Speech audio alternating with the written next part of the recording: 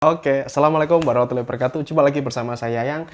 Terima kasih telah nyimak channel ini, dan teman-teman bagi yang baru datang ke channel ini dan Anda belum tahu ini channel apaan ya. Jadi channel di sini adalah bahas semua hal tentang pengembangan diri, bisnis ya, bagaimana menjadi magnet uang dan sebagainya. Pokoknya komplit ada di channel ini. 300 video sudah saya bikin untuk Anda dan itu free untuk Anda, gratis ya. Jangan lupa tinggalkan komentar, apapun komentar Anda, bisa doa ya, bisa diaminkan oleh puluhan ribu viewer channel ini. Tinggalkan langsung di komentar. Thank you. Nah, oke, pada kesempatan kali ini saya akan bahas doa apa yang paling banget mujarab ya, istilahnya doa yang paling ampuh agar rezeki Anda lancar ya, terus lancar kayak gitu, tidak ada hambatan ya. Kalaupun ada masalah itu selesainya cepet dan macam-macam. Oke. Nah, itu doa apa Mas yang bisa kayak gitu? Itu doa apa? Gitu ya. Nah, saya akan jawab di video ini. Sebenarnya hanya ada beberapa doa ya. Sebenarnya begini, doa yang paling ampuh boleh sharing kepada Anda adalah doa orang tua. Gitu ya. Kenapa begitu?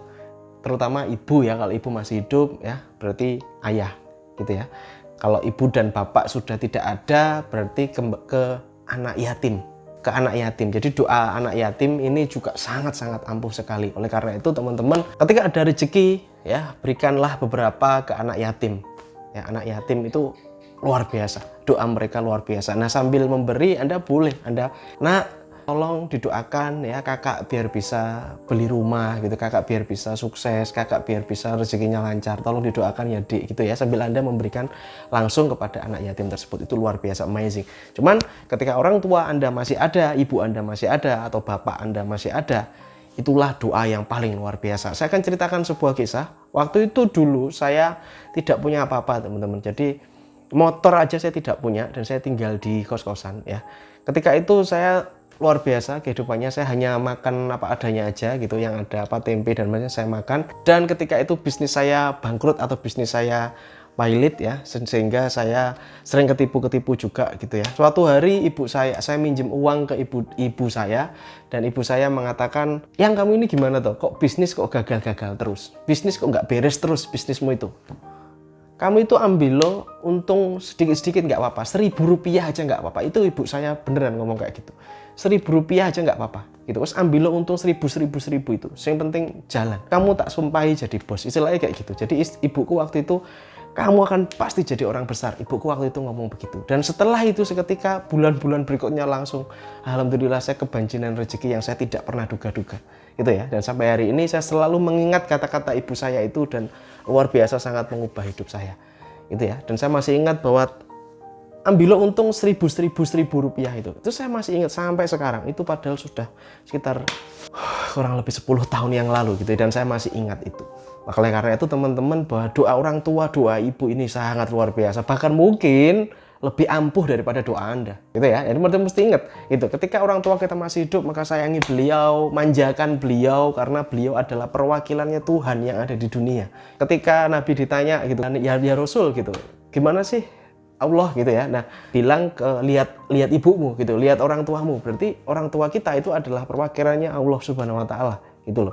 Oleh karena itu ketika kita memanjakan ibu kita, nyayangi orang tua kita minta doa dari beliau, insya Allah itulah yang terbaik gitu ya. Mungkin Anda hari ini punya masalah kayak gitu, Anda curhat ke orang tua gitu, nggak apa-apa. Jadi curhat, minta solusi, Bu gimana Bu gitu ya, enaknya gimana Pak dan sebagainya gitu ya. Dan minta doa sama orang tua. Jadi doanya orang tua itu luar biasa. Jadi hati-hati kalau sampai orang tua itu murka, wah kacau hidup Anda dan enggak karu-karuan udah gitu ya. Jadi muliakanlah orang tua, berikan yang terbaik yang Anda bisa gitu ya. Mungkin di saat Anda bikin video ini, mungkin Anda kebayang-bayang mungkin wajah orang tua Anda, muka orang tua Anda, ya itu betul, itu adalah petunjuk gitu ya. Anda lihat video ini itu nggak kebetulan loh gitu ya. Bisa jadi ini adalah suatu pengingat untuk Anda, untuk istilahnya, kenapa doa saya kok belum terkabul? Coba yuk pakai teknik ini dengan doanya orang tua gitu ya. Jadi Anda tetap berdoa ya, tetap berdoa sambil orang tua melengkapi. Jadi orang tua ini doanya luar biasa gitu. Ketika Anda kepingin, Bu saya kepingin beli rumah, doakan ya tahun ini insya Allah ya, kayak gitu. Nah, jadi bilang kepada orang tua Anda, bilang ke bapak, bilang ke orang tua Anda, ceritakan mimpi-mimpi Anda ke mereka, ya ceritakan semuanya ke mereka, agar mereka juga bisa mendukung, minimal walaupun tidak membantu dalam secara teknis, ya beliau-beliau membantu dengan doa. Dan ingat, ini luar biasa. Setelah itu ada lagi doa yang mujarab, itu adalah waktu-waktunya teman-teman, di waktu-waktu malam gitu, tengah malam, ya tengah malam sepertiga malam itu juga cakep banget. Terus ketika hujan turun. Jadi ketika hujan turun itu kan rasanya wadem gitu. Saya sering sekali melakukan hal ini. Jadi ketika hujan turun, saya ke teras rumah, habis itu saya pejamkan mata, habis itu saya berdoa gitu ya. Nah, ini juga sering banget saya lakukan, karena kalau teman-teman cek ya, ketika hujan itu waktu-waktu yang luar biasa juga. Allah juga dengerin istilahnya hamba-hambanya doa enggak gitu ya. Karena di saat itu kan kadang kita molor, kita tidur kan enak banget sih memang kalau pas hujan-hujan tidur itu kayak adem gitu, selimutan ya. Itu jadi teman-teman, itu salah satu doa. Jadi yang pertama adalah orang tua, yang kedua anak yatim, yang ketiga adalah doa-doa ketika waktu mustajabah gitu ya. Ketika azan ya, setelah azan sambil iqomah itu juga luar biasa bagus juga kita berdoa di situ. Nah, kita ngambil momen-momen itu untuk berdoa. Berdoa sambil berusaha ya, kita ikhtiarnya gila-gilaan, hasil dipasrahkan kepada Allah. Mas, kapan kita harus pasrah? Ketika Anda, sebelum Anda melakukan, Anda harus sudah pasrah duluan. Saya begitu ya, misalkan saya punya keinginan A gitu ya, saya kepingin itu dan saya kejar, tapi ketika saya mengejar itu, saya sudah hati saya pasrah. Kalau misalkan nggak tercapai ya sudah, berarti Allah memang belum mengizinkan saya. Kayak misalkan saya pergi ke suatu tempat, tokonya tutup gitu ya, saya pasrah aja. Oh, berarti Allah belum mengizinkan saya.